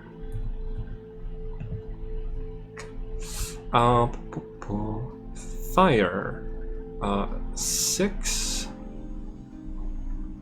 and 7, so 13. Yes. Okay, so it's not technically wind, it's air, but like it's not that big of a problem. So 7, 12, 19, 19 and 8. 19 and 8 is going to be 27. Okay. You're actually stronger in the air element than you are in the water element. Oops. That's perfectly fine. You do not have any shadow bonds, and you do not have any light bonds. Oh, in my head, I was thinking of just basic elements. I forgot that was even a thing. Yeah, I tried to remind you. It's important. For nature, live in harmony. I could probably substitute them then for something. Yeah. Do you want to be tied to the Cathedral of Shadows with shadows, for example? Yeah, that makes sense. So that is going to transfer 7 from your fire. Bring you back to 6 to. And shadow. I put finding out more about my past instead of wind 7. I changed to light 7. All right, you're looking for facts. So 20 air and 7 light. All right, cool. So you're done with character creation. After you have explored your own tiers, you realize you are able to delve into your memories if instead of just knowing what the bonds are, you can remember how you met those people if you concentrate, but that is more time consuming. Indolus is going to say, well, very good. If you would like to join me, we are going to go outside and of this room, and you're going to meet the people who participated in your resurrection ritual, people you're bound to. So Indolus is going to take you out into into a series of caverns that you seem to be very, very deep underground. Everything is kind of dark in a lot of places, but right outside the Cathedral of Shadows, this very tall, strange building, is a group of creatures. So first off, we're gonna have Axolotl, and Blue Flyer, your companions in arms, who see you emerging from the Cathedral of Shadows and are going to rush to your sides. Axolotl is going to nestle itself against Tide and it starts purring like a cat, whereas Blue Fire immediately moves to be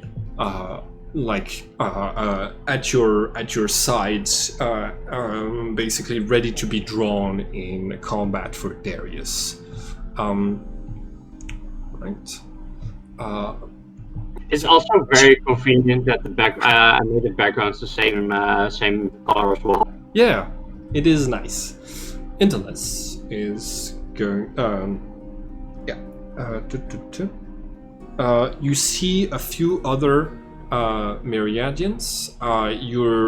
There's going to be all of the characters that you're tied to are going to be present. So there's going to be Prince Azalis is taking a back seat to the entire thing, but you can tell that they're a very dignified and very imposing character. Usually, just by being in the presence of something, you're able to tell if their radiance is stronger than yours or weaker than yours. Prince Azalis has a massive presence, a massive amount of radiance. Okay, and after that there's gonna be so I need to So I am sorry, I still need to Photoshop a lot of these, but I have an image for Inaqualia, but she only has 2 eyes, so...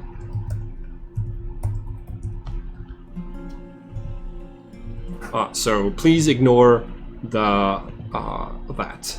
So this is Inaqualia, the master of the princess of the School of Water, standing right next to Prince Azilis. And who are you tied to? Darius? Alcohol, right? Fire and oh yeah, I forgot to put that in my sheet, but it's fine. You didn't put that you're tied to your teacher, Alcohol? Oh, I put that was this is a school of fire specifically. Okay, no, that is actually perfectly fine. It means I have one less character that I need to have an image for right now. Are there any other? Both of you. Are there any other characters that you have bonds to that are characters instead of concepts? That I can immediately think of. All right. Yes, you. I'm mostly focused on places and things. Okay, and Darius. Darius, you're linked to a place as well. Which? Shadow thing. I removed the thing from. Replaced that I was connected to the master of the Temple of Shadow thingy to the actual temple itself. Yeah. Okay. You're tied to the area you were resurrected. I'm gonna add that it's called the Cathedral of Shadows.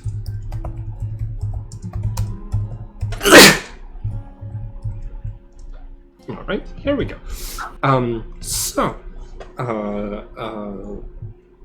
Both of the members of royalty are going to come towards you and stand next to Indeles. You can tell that Inaqualia keeps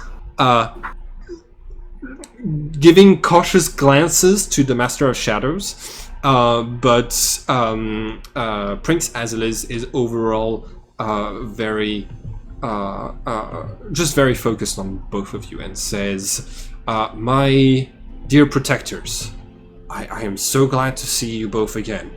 How are you doing? Relatively okay, all things considered. Just trying to figure out what the hell is going on. Well, you valiantly led an attack on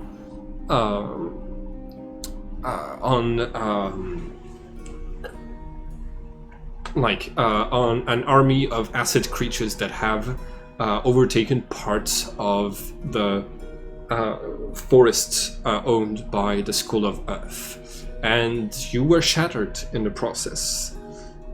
We did whatever we could to gather up the different creatures you were shattered into, and as many memories that people had of you, we gathered it all here and used the ritual to bring you back to life.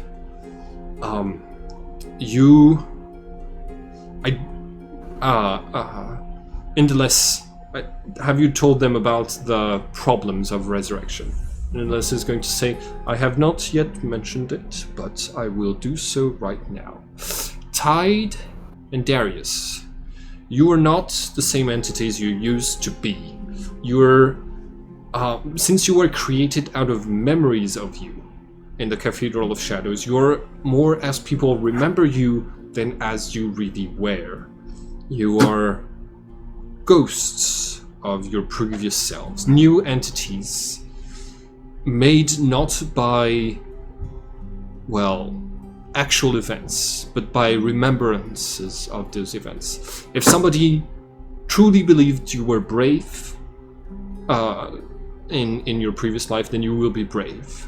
That is why, but even if you were not really that in your heart, your memories. It also leads to some problems. The reason that all of the masters of the School of Shadows no longer look like Sitantras is because all of them have been resurrected so many times that their appearance has become, well, different. They're still Sitantras, but they have morphed into new shapes. So these are the drawbacks of the resurrection process, and it can only be done here, as far as we know. So please try not to die again. Can't we just voluntarily change our own appearance somehow? Well, if you were to wear a mask for your entire lifespan, then people would remember you with that mask being part of your appearance. And then when you died again, you would come back with a new face. Each resurrection tends to make your appearance a little bit stranger. Both of you are still in the first case of your appearance, but if you were to continue dying, things would become worse.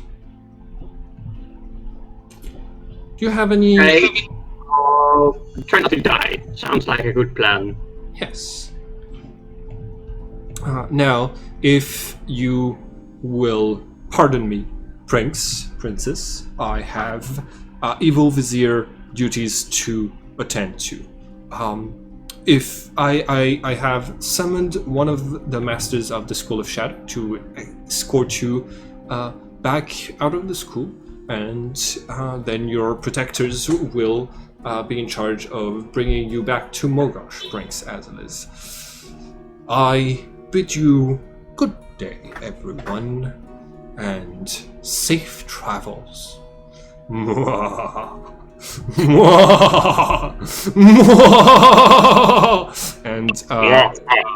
Indeles is going to float away from this place. I like it. So, okay. I need to remember the name of... this character is called Noma. That's her name. This strange creature comes out of the shadows, and this is what it looks like. It is hard to believe that this creature is a Sitantra, but you can clearly read all the emotional elements coming from it. It has thousands of eyes and multiple wings and a truly grotesque shape, and horns as well. But its face looks like one of the Sitantras with additional eyes. It introduces itself as Noma and says, "Will you follow me, friends? We're going back to the surface now." That is the creepiest voice you've ever pulled out of your vocal cords, and I am a fan. So when Classis is going to say, when I practiced for this character the first time with other players, my players were physically present, and I would, every time I played this character, invade their personal space as much as I could, and just have very strange body positions and just make everybody really uncomfortable, because Noma is the stuff of nightmares. Literally, she's made out of nightmares. This sounds fun. I'll take notes of this. It's like you see Alistair like messing with his Respiloid armor for a moment. Like, just take notes. Okay. Alright. So, your characters are going to exit the caves of the School of Shadows. on the outside, you can see that the entrance is right underneath this very large tower that goes up into the skies and just keeps on going and going, apparently forever. Noma is going to say, yes, the tower. This is the place that the ultimate elements, the six, left this planet to go to the blue planet and never to return.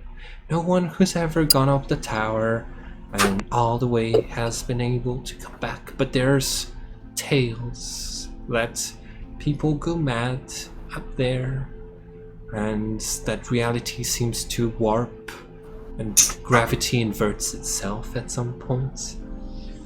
I would like to go there one day, but it is not recommended to anyone. This is as far as I go. Have a pleasant evening, everyone. And she's going to retreat back into the shadows. You can see Naqualia kind of like shiver, and Prince Azliz is like saying, have a good day, Master Noma. Oh my god, she gives me the creeps every time. Did you know she's been resurrected 30 times? That's why she looks like this?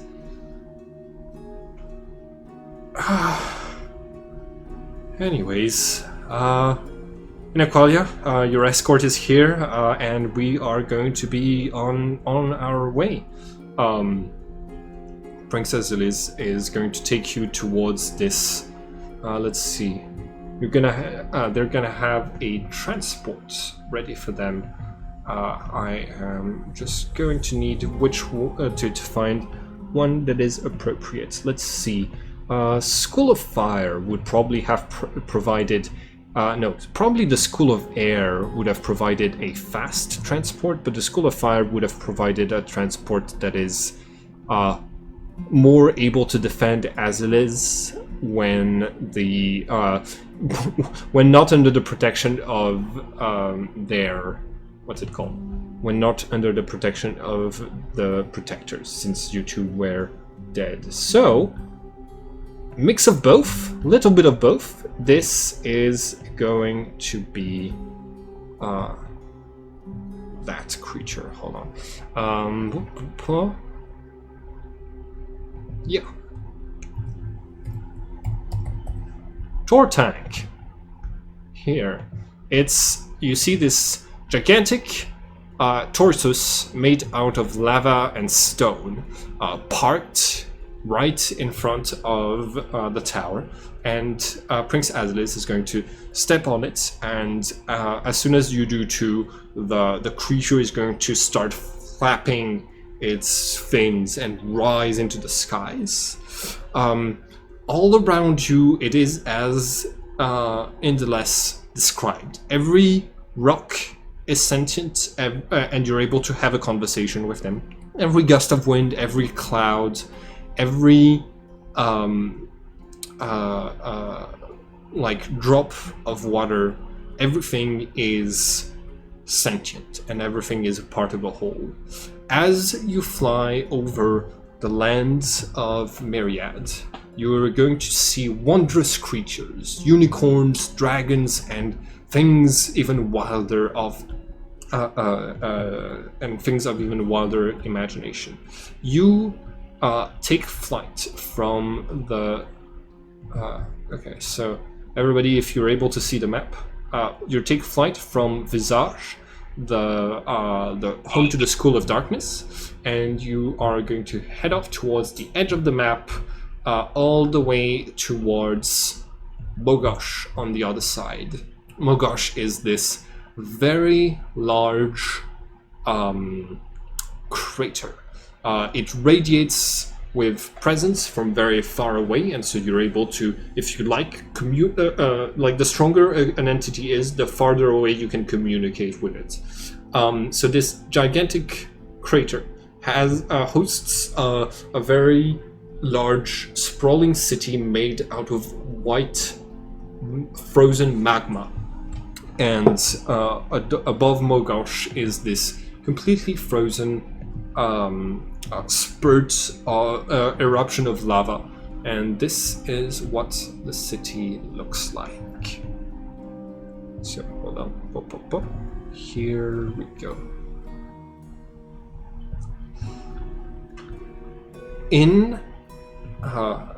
So the town is made out of white frozen magma, and the shape above everything is the temple. Sorry, not the temple, is the royal palace. This is where Prince Azliz lives. After a few days of flight, you are able to you make it to the temple. The tour tank is going to park there, allowing Prince Azliz to descend and for both of you to arrive. As you do so, you reach the private quarters of Prince Azliz, and as soon as they're past the doors, they slouch and they're like, "Oh my god, guys, I am so happy you guys are back. I'm sorry I didn't really express how happy I am because I have to like keep dignified and everything, but and they're going to like hug both of you and say, you look a lot like I remember. I'm so glad that you didn't change shape too much, and your personalities look pretty much the same, so thank my father. Well, that's what, usually people say thanks Satantra, but yes, I didn't know what I would have done without you guys. I was just completely lost. Everybody's been asking me like what to do about the invading forces of Acid, and they're gaining ground, and we're slowly losing the war, and I just didn't really know what to do. I just told them to keep doing the good work they were doing, but now I am just relieved that you guys are back. Now that we're able to more freely express ourselves, everyone who's here, the doors, the walls, and everything are bound to silence and secrecy as far as my personal life goes. So we can talk more freely. How do you have any questions, observations, advice, maybe ideas on how to deal with the war? It's a lot to have put on one's plate so soon. Yes, I agree. I just arrived and they're already asking me to rule the entire planet. Oh no, sorry, you meant for you. Yes, sorry, my bad.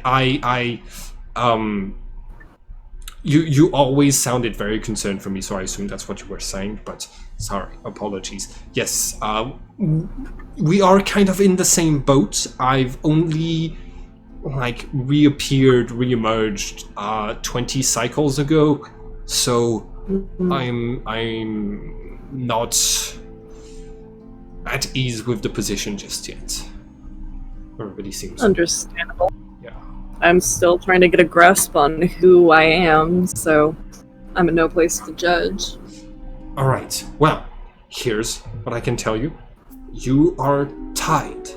You are an amazing person who was chosen to be my protector amongst all of the people from the School of Water. You're a fantastic warrior and someone who has always been able to negotiate their way out of anything until recently when you died. But I have the utmost faith in you, and I believe I believe deeply in you. And you are Darius, one of the mightiest warriors of the School of Fire. that is not one of the top masters. You are full of rage and power, and you have on many occasions destroyed enemies of mine or people who have directed insults at me. Well, perceived insults on your part, but anyways, you have always been a very loyal and powerful servant. So, and both of you have been very good advisors. I was supposed to have 6 protectors. Unfortunately, currently only your respective schools have provided people to fill those positions. So, it's just the 2, it's just the 3 of us right now. Okay. All right. Well, let's relax. Let's take a day off. You've just been brought back from the dead. We don't need to work right away. We can take the matters of the war on later on. Do you want to visit the palace? Sure. All right. This is the throne room. This is where I sit on my father's throne, and I receive, and I basically have visits from people from all over Myriad who bring their grievances to me, and I try to help them as best as I can. Behind over here are the gardens. This is where I come to rest.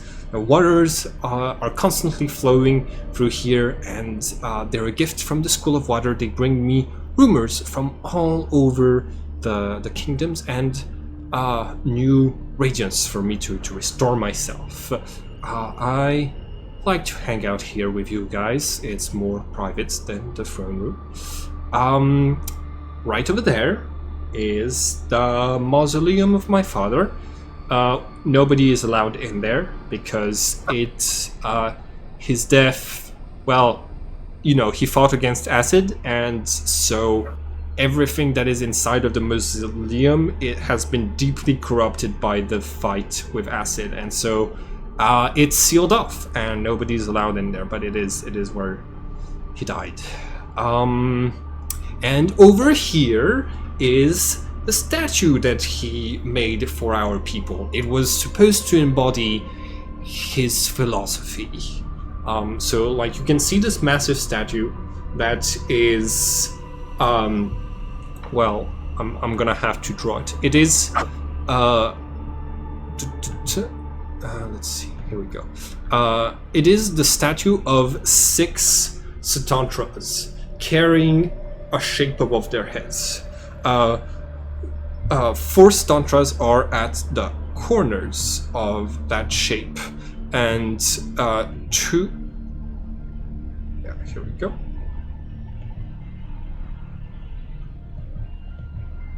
Okay, that's the shape, and 2 of them are in the middle.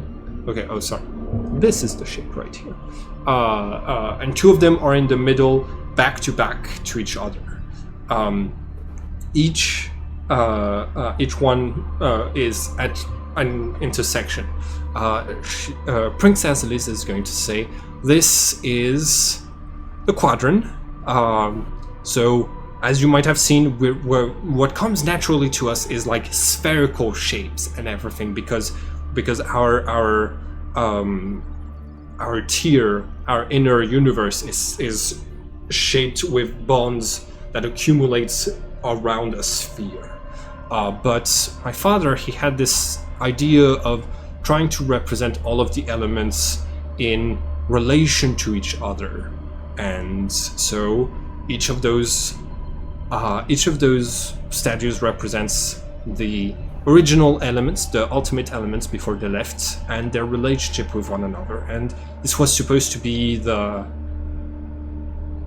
symbol to our path towards the ultimate sentiment. It's been here for a while, and we haven't reached it yet, but I'm sure if I keep trying, I will live up to my father's legacy. All right, well, that's it. That's the palace.